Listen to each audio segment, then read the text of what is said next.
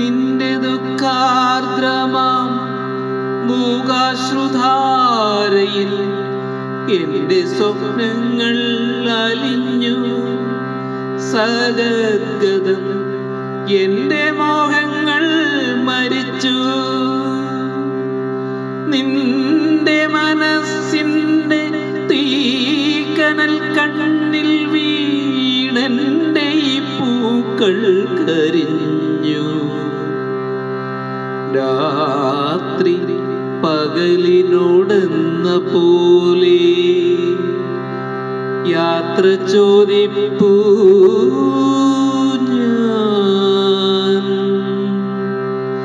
സന്യാസിനി നിൻ പുണ്യാശ്രമത്തിൽ ഞാൻ സന്ധ്യാപുഷ്പവുമായി വന്നു.